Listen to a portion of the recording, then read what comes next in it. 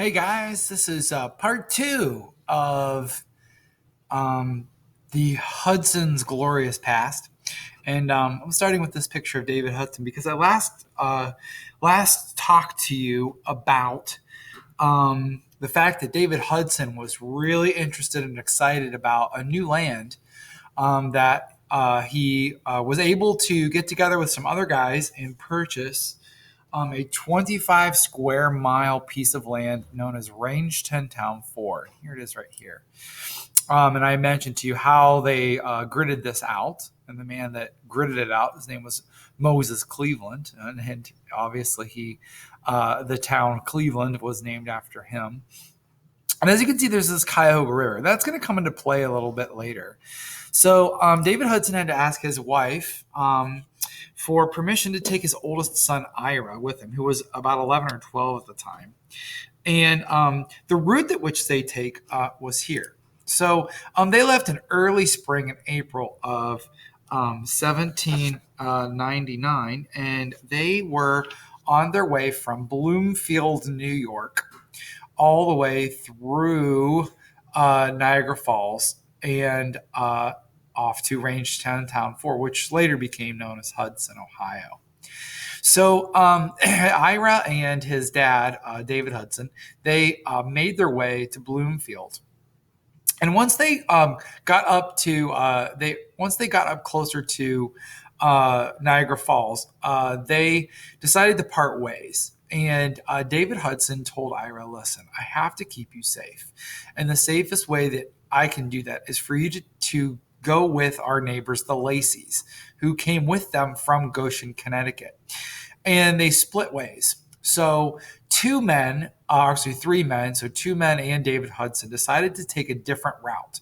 And what they would do is they would take the route along the lakes and down through the lakes into what I mentioned to you before, the Cuyahoga River, all the way into Hudson, Ohio. And the reason that they took that was because it was a little bit faster of a way. They wanted to get there so that they could set up shelter for the Lacey's and Ira so that they could begin exploring and forming their new settlement, which was really exciting for everybody in the crew, but it wouldn't be easy. So Ira and the Lacey's took a horse and a wagon. Well, actually not horse, but oxen and wagon. So all the heaviest supplies that they took with them, they put it on the wagon here. So remember that they were basic limited supplies. They had, probably some cooking materials, probably ammunition for hunting, as far as guns and ammunition go, so that they could hunt.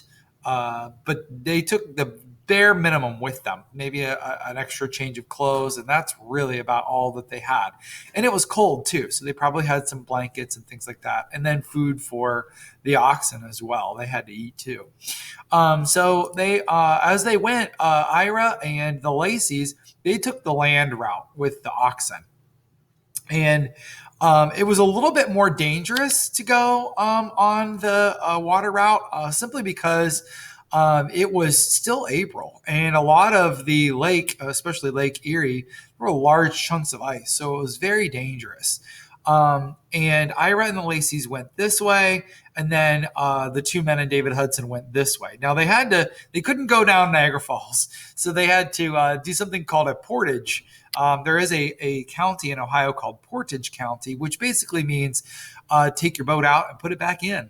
And that's what they did. They took their boats out and their supplies, went around Niagara Falls, and they got back in the water. Now, unfortunately, they did lose a boat because it crashed on one of the ice chunks that was floating on the lake.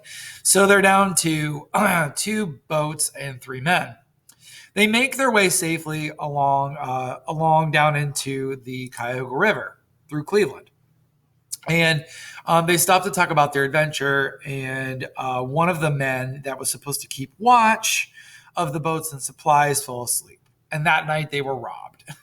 And David Hudson, they were really upset and angry at each other But David Hudson was kind of like the leader and pulled everybody together to say, it's okay, we're almost there, we'll make it.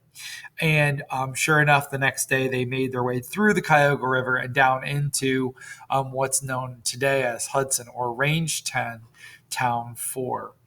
And not too long after that, the Lacey's with Ira, they showed up through their way on land, which was also a difficult trip. Remember, there's no roads. They can't just hop on a highway and make their way down.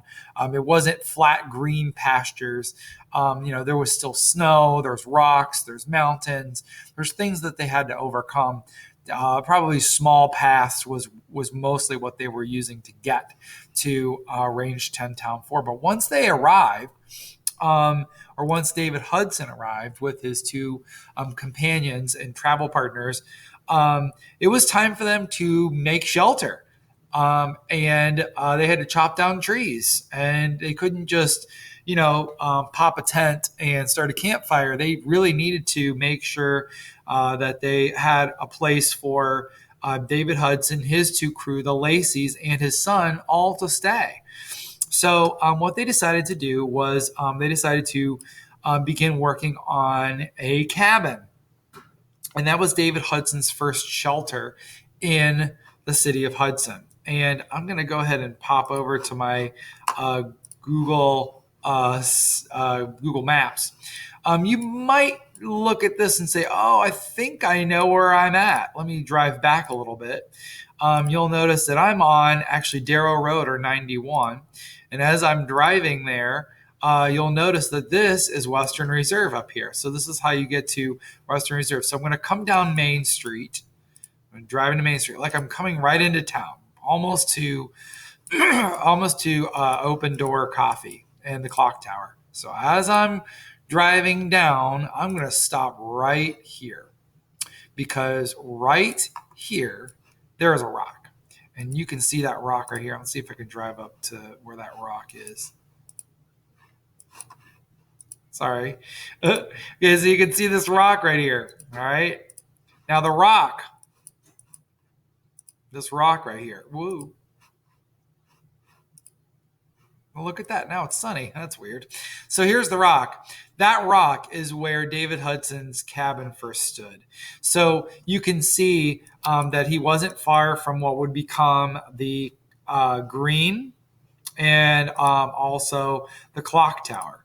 So he's not far from that. So once he did get established and they started making more cabins, then they used this open field, or used to be an open field. They used that green as a place to raise their cattle and their dairy farmers. And clearly this is all before any of Main Street was here, or the clock tower. So you have to imagine this being a very wooded, woodsy area. So they had to clear trees. They had to cut them down and make spots and paths for all of their animals and their cattle to graze. Because remember, the Hudsons were dairy farmers from Connecticut. So at that point, they started making their way, and it was time to do a final trip. So they needed to get David Hudson and the rest of his family back to Hudson.